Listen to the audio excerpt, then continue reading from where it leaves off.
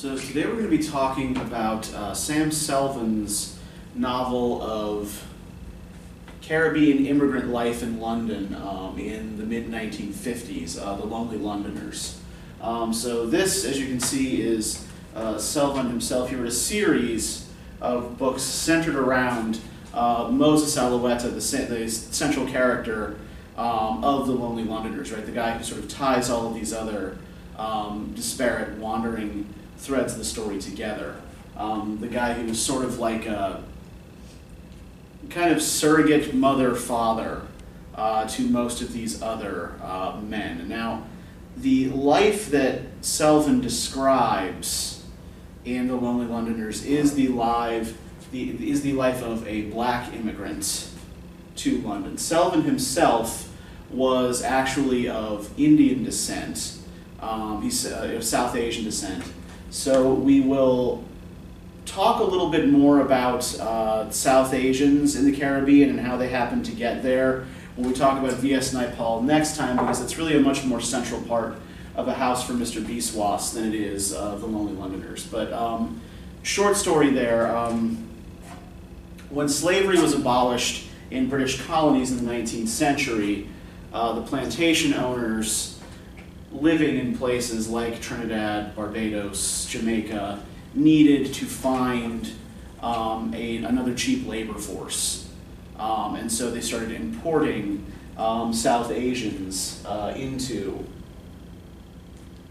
the Caribbean to do the kind of labor that had once been done by slaves, by and large. Although we will see in A House for Mr. Biswas that many of these South Asian arrivals actually become quite successful. All right, so you may recall that we spoke at the very beginning of the term about different linguistic strategies that writers in diaspora or post-colonial writers will use, different relationships they have with the mother tongue of the metropolitan center. Right, and one of those strategies we called abrogation. So just to quickly review what we meant by abrogation, right? Abrogation indicates a refusal to conform to the categories of colonizer culture. Right? You refuse to use the precise language of the colonizing power. Instead,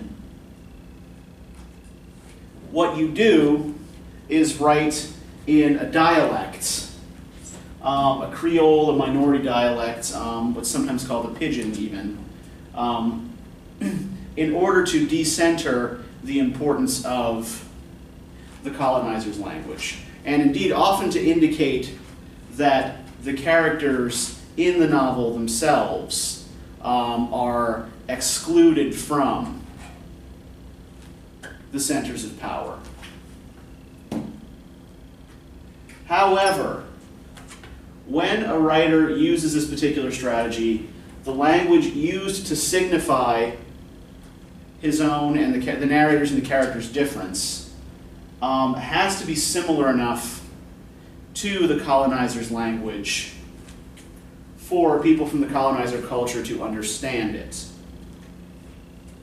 Right, so Selvon, for example, writes in a kind of synthetic West Indian dialect. It's not Jamaican, it's not Trinidad dialect, it's not Barbados dialect, it's not Guyanese dialect. It's a sort of combination of all of these. He takes words from a variety of different Anglophone cultures in the Caribbean, right? Each of which really has its own dialect, in part to indicate the way the colonizing culture, the way London, really kind of lumps all of these people into the same boat and fails to make distinctions between different islands in the Caribbean and their different cultural backgrounds. You will also see here that the men in the novel, as they wander through London, have a tendency to rename parts of the city, right? They'll call things by their own. Notting Hill Gate, for example, becomes simply the gate, right? They're often talking about familiar landmarks, but they inscribe these landmarks with new names, right? The city that they wander through, the city that they talk about, they name, is not the same as the city that native-born Britons wander through. So this is one of the key documents of what is sometimes called the Windrush Generation. It's called the Windrush Generation because the first ship to bring West Indian immigrants into England en masse was the SS Empire Windrush. Right, brought large boatloads of West Indian immigrants into London. Now, it was able to do this because of a 1948 law passed in Parliament called the Nationality Act. Now, what the Nationality Act did was proclaim universal British subjecthood throughout the UK dominions. So suddenly, people who lived in UK dominions like Canada, like Jamaica, like Nigeria, found that they were no longer citizens of that colony. They were actually now British subjects. And this was a response of Clement Attlee's Labour government to the loss and partition of India, right? This was a way to try to nip nascent nationalist movements in these areas in the bud. It's like, okay, you want equal rights as British citizens? Fine, you are now British citizens. So please stop all of this agitation for your own countries, please. We'll talk about how equal the status given to people from various dominions was in a moment. For a lot of West Indians, this was seen as a reward for service in the British Army during the Second World War. Right? So even though West Indians, South Asians, Africans, Canadians were not British citizens, they still often served in the British Army. And a lot of soldiers from the Dominions were involved in the heaviest fighting as well. Many immigrants were also lured by the promise of jobs. As had been the case after World War I, when we had that massive movement of South Asians into Britain to replace the lost labor force, right? In the late 1940s, Britain was in a similar situation, right? The working age male population had been significantly reduced by war. Not only that, but German bombing campaigns over England had destroyed a lot of buildings, a lot of towns, a lot of infrastructure. And so there was a lot of rebuilding that had to be done. And inviting West Indians and Africans into England was a way to sort of beef up the surplus labor pool. Not only that, the educational system in British colonies was culturally and in terms of its values very, very British. Right? When these young men would have been students, right, they were reading British literature, they were learning about British values, learning British history, right, rather than about the cultures of their own places. Or, the fact of the matter in the Caribbean as well is that, right, we've got people who are kind of doubly displaced. The native population of the Caribbean islands died out a long time ago. And so everyone living there today is pretty much the descendant of immigrants, whether they're white, black, South Asian, what have you. So they're sort of cut off from, they're a diaspora to begin with, they're sort of cut off from the root culture. And while they're in school, they're getting all of this British culture, right? They're not, reading about the native flora and fauna of Jamaica. They're reading Wordsworth on the friggin' daffodils. So what this inspires in them is kind of admiration and respect for British culture. And so a lot of young writers are lured by the promise of Britain, including Selvon himself, George Lamming, V.S. Naipaul, James Barrie, Edward Kamau Braithwaite, C.L.R. James, and Andrew Salke. We'll be reading Naipaul and Braithwaite a little bit later. And one source of jobs, actually, for these young writers was the BBC. A lot of them went into broadcasting, Naipaul and Lamming in particular. This is going to be a really important fact for understanding this novel. 85% of these immigrants were men. Right? Almost entirely made up of young, able-bodied, working-age men.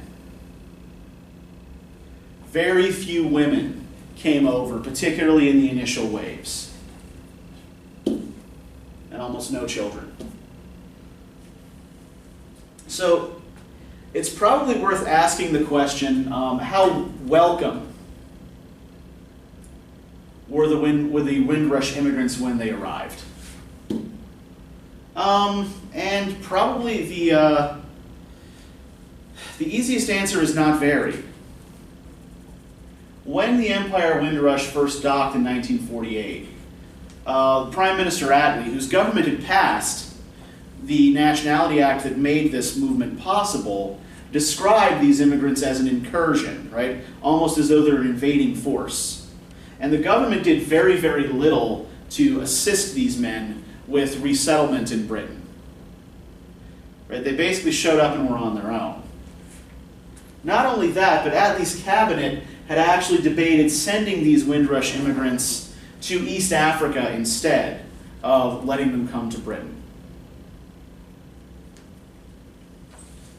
So the government didn't exactly want them. And businesses were more actively seeking white workers from Europe who were not British subjects to fill positions than black workers from the West Indies or Africa. And we'll see in a moment how this plays out for a lot of the characters in this novel. In 1949, the report of the Royal Commission on Population was issued and revealed that the government was really afraid of miscegenation, that is, of interracial marriage, and the so shall we say diluting of British blood, right? The mixing of British blood with that of other races, right? So there was a strong tinge of racism in much government action in the late 40s and early 50s, and in the business community as well. And the West Indians and the Africans who came to London, came to Britain, were usually given jobs where they wouldn't be seen. They weren't given the front of store or front of house jobs. They were often given hard manual labor in places where they would be invisible. And here we have an indication of just how welcome many white Britons made these people feel.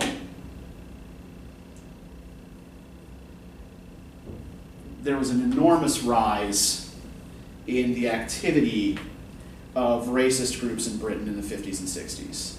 Groups like the White Defense League, the National Front.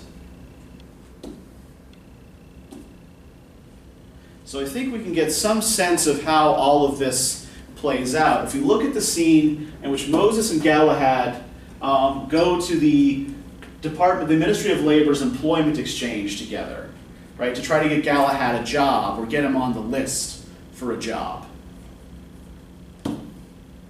So Moses here Moses is the old hand, right? He's the one who's been in London for a long time, and he's explaining to Galahad what's going to happen when he goes up and talks to the clerk, right? Now, on all the records of the boys, note as well that the characters are always, the male characters are always referred to as the boys, not as the men, sort of indicating that they are stuck in a kind of arrested adolescence. Now, in all the records of the boys, you will see mark on the top in red ink, J.A. Cole. That means you from Jamaica and you black.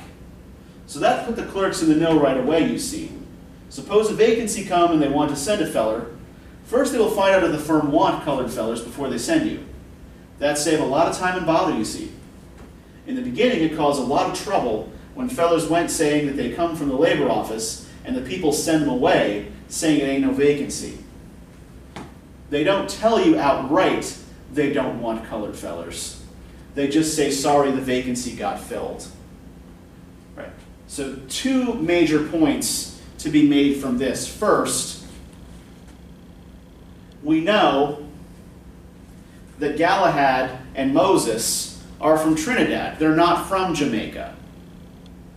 But as far as the government is concerned, right, it doesn't matter specifically where they're from. If you're black and you're from the West Indies, you're simply marked as Jamaican, no matter what your specific origins are. We also see here that a lot of the firms that are hiring, that are putting out for people, are permitted to discriminate quietly against West Indian and African immigrants. Right? The labor exchange sends them out to go apply for this job, and they're told that there is no vacancy.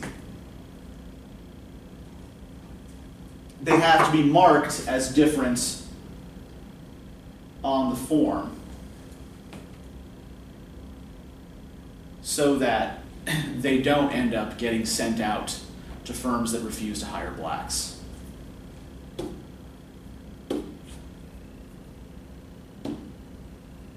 We see something similar when the Nigerian ex-law student, Captain, is sent to go do a storekeeper job. He's been offered a storekeeper job. And when he shows up, he finds out that it's not a storekeeper job. He's going to have to be doing something else. In fact, he would have been given, the implication is he would have been given the storekeeper job if he was white. The feller take Cap to the back of the station, and behind there real grim. The people who living in London don't really know how behind them railroad station does be so desolate and discouraging. It like another world.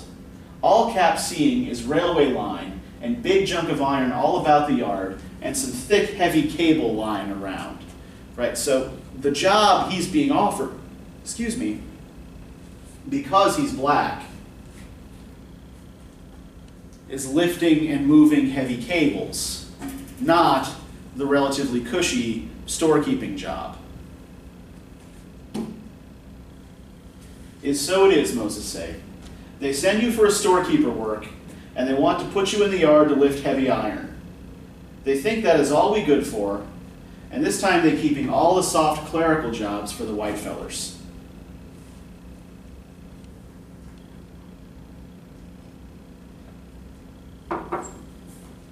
So being classified in a particular way by the employment exchange, by the Ministry of Labor, right? This is an official government agency, excludes the boys from some jobs and makes them fit only for menial labor.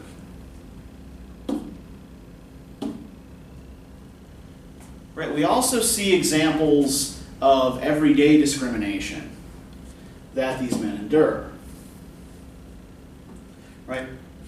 Galahad, the newest arrival, after an encounter with a child and its mother that didn't go so well, starts talking to his own hand, right, to the color of the skin on his hand.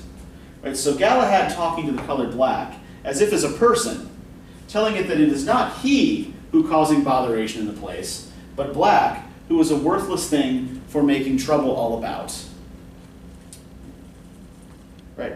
He is bothered by the fact that the color of his skin in this place makes people treat him differently. And so he sort of externalizes, personifies the color black as something that he needs to chastise, right? Something about himself that he wants to purge and kind of shout at, right? And there's the incident as well with the pigeons in Kensington Gardens, right? Galahad is out of work, he's hungry, and he remembers how back in Trinidad and Port of Spain, he and his father used to catch and cook pigeons. So he sees all these pigeons in the park, he grabs one to kill it and take it home for his dinner. And just as Galahad's swinging the pigeon, one of them old geezers who does always wear a fur coat come through the entrance with little Flossie on a lead to give the little deer a morning constitution. And as soon as Flossie spot the spade, she started sharp barking. "Oh, you cruel, cruel beast," the woman say. And Galahad head fly back from where he kneeling on the ground to handle the situation better. So this rich woman comes into the park walking her dog. She cares about the pigeon, the feathered rat that the man is killing to eat it. But it doesn't seem to bother her that there is a hungry black man in the park who has had to resort to killing pigeons in order to eat. Right? Galahad's hunger does not touch her sympathy. His treatment of the pigeon does.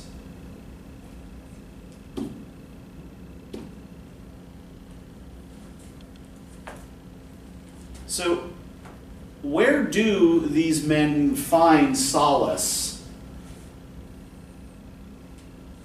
so far from home in an alien city that consistently treats them like an other, right? That consistently plays up their alterity, right? They are always the other in the pair between black and white.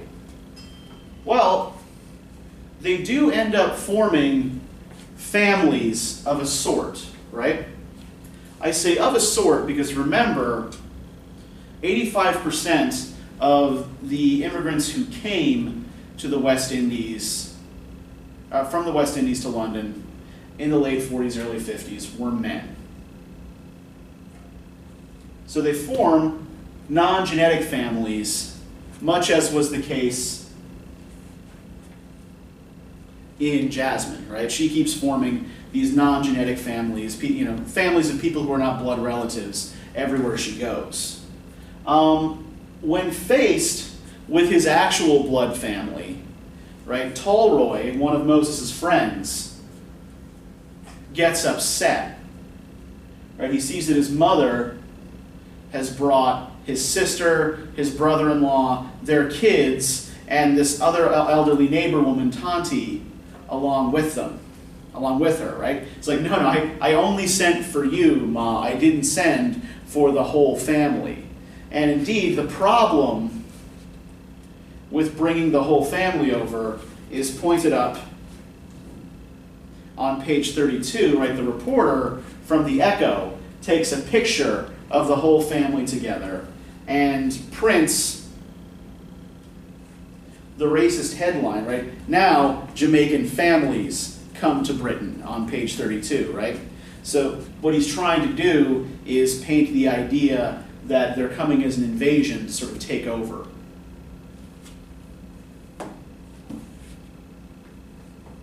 Now,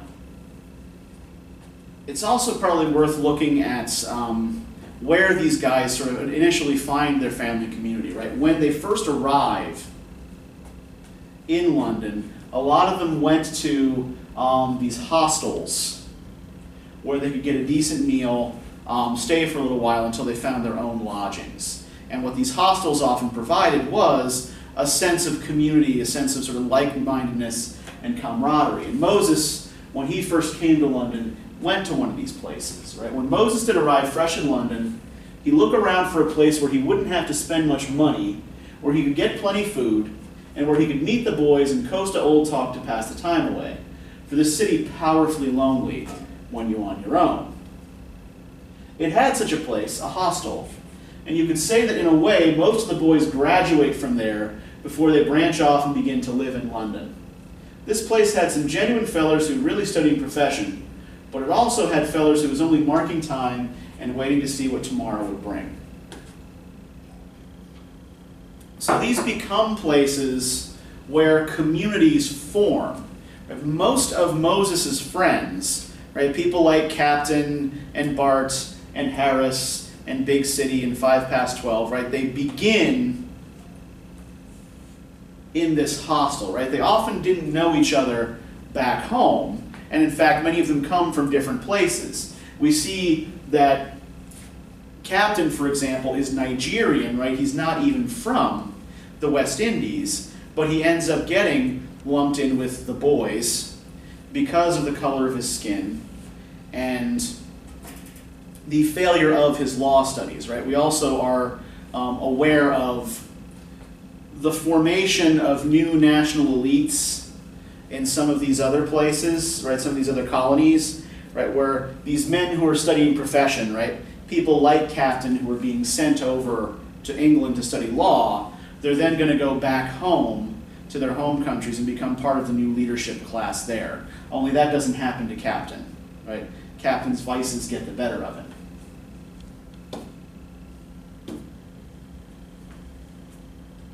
So where are all the women? Right? As we noted, there were very few West Indian women in that initial diaspora group. It's almost entirely male.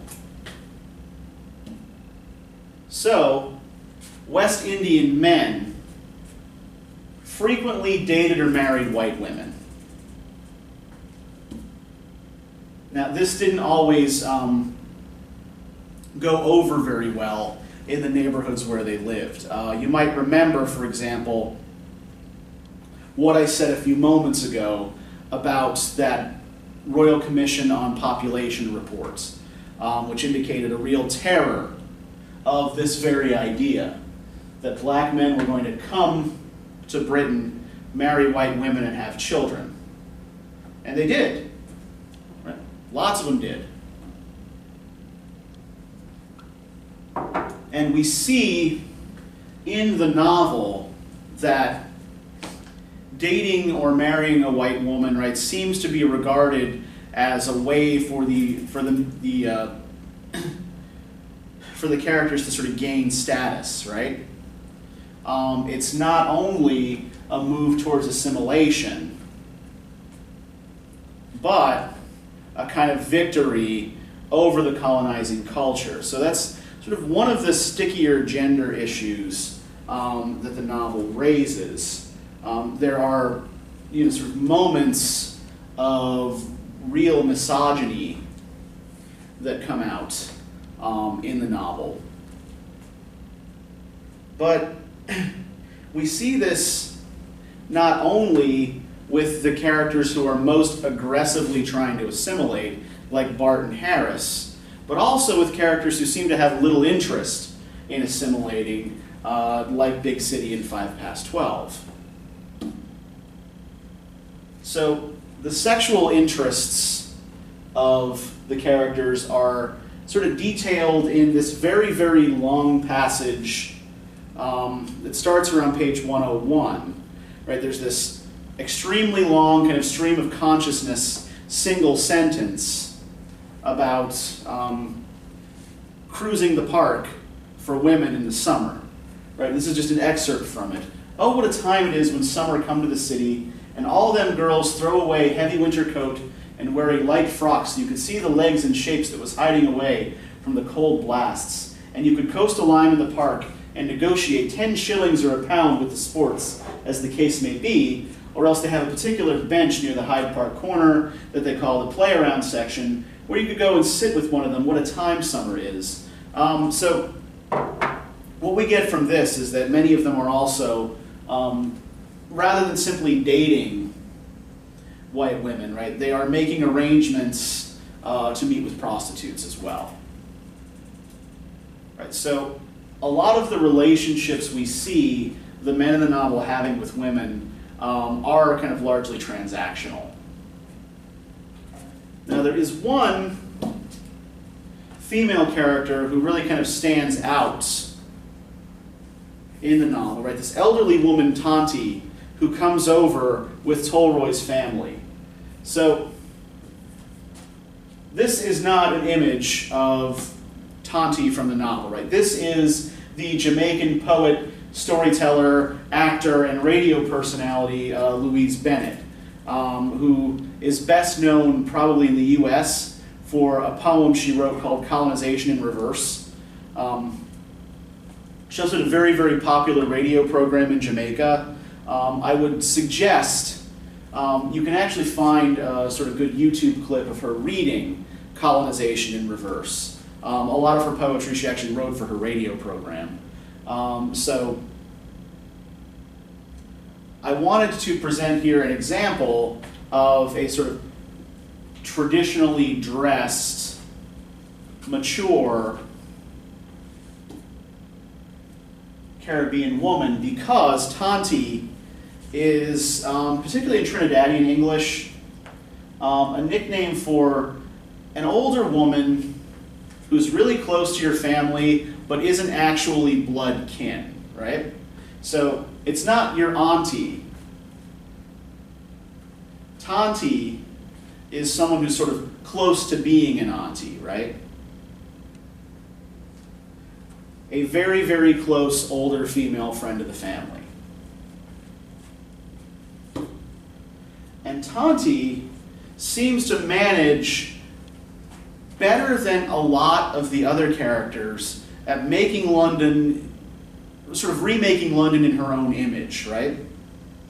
She doesn't travel very far. She knows all about the tube and the bus systems and all of these sort of modes of transit, modes of getting around the city, but she doesn't like to have to use them. She likes to stick to her own small neighborhood.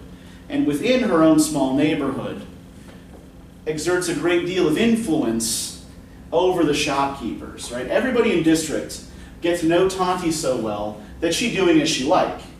You know how them greengrocers and barrow boys don't want you to touch their goods at all because they put all the good things in front to make show, and behind, from where they're selling, they give all the rotten bad ones. With Tonti, it ain't had none of that.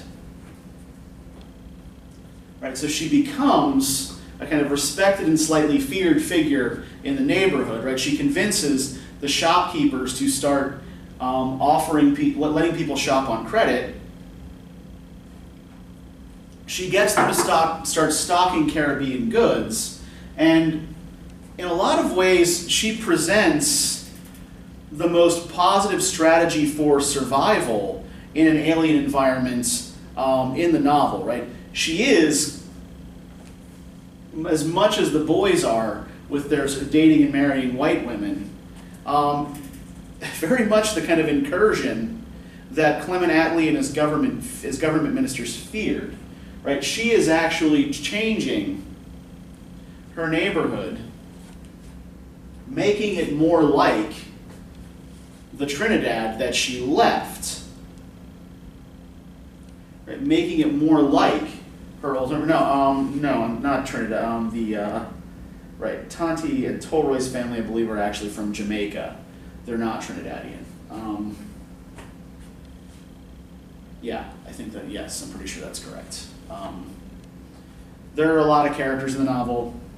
It's sometimes hard to keep straight what every particular figure's origins are.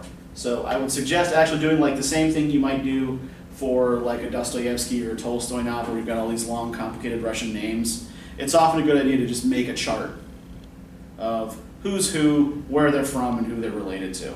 That will help you probably make some sense of who's who in the novel. But yeah, Tonti is remaking her neighborhood into a little corner of the Caribbean. Right? She is adjusting a lot better than many of the young men do to life in London by turning it into a sort of little slice of home. Now, next time we're going to be reading V.S. Naipaul's House for Mr. Biswas. It's a long novel. You're only going to be reading the first half of it for next time. Naipaul is part of this Windrush generation, along with Selvon, they emigrated to Britain around the same time.